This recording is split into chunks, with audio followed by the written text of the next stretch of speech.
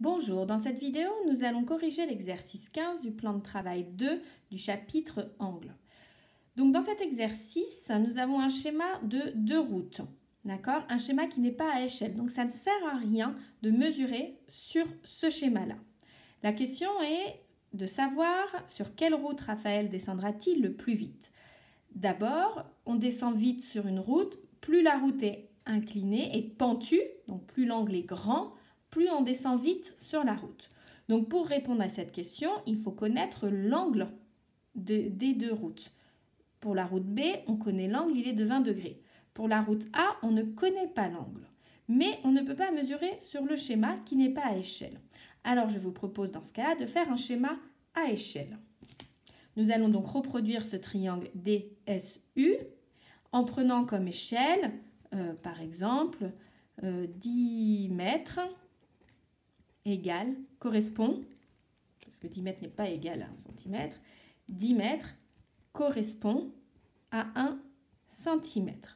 En prenant cette échelle, ça veut dire que 100 mètres vont donc être représentés par 10 cm. Si là j'ai multiplié les 10 mètres par 10, je multiplie 1 cm par 10. Et puis 27 mètres vont être représentés par 2,7 cm. J'ai un angle droit ici que je sais tracer. Je vais donc pouvoir reproduire mon triangle DSU. On y va. Donc, on commence par faire la longueur SU, le côté SU qui fait 10 cm. Voilà, j'ai SU. Maintenant, il faut que je fasse mon angle droit, puisque SDU est un triangle rectangle en U. Je prends donc mon équerre.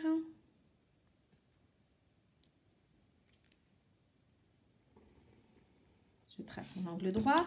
Et il faut que le côté SD fasse 2,7 cm. Ici.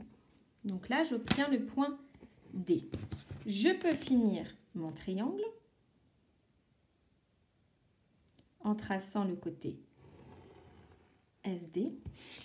Puis, il me reste à mesurer l'angle USD pour connaître le degré d'inclinaison de la route.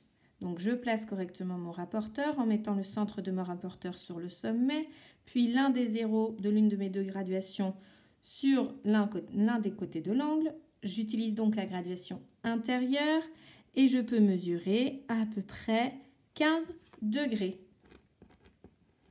Cet angle-là mesure 15 degrés, ça c'était la route A.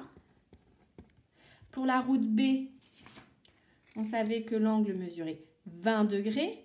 L'angle le plus grand qui donne donc une ouverture plus grande et une route plus pentue, et donc l'angle de la route B. Ce sera donc sur la route B que Raphaël ira le plus vite.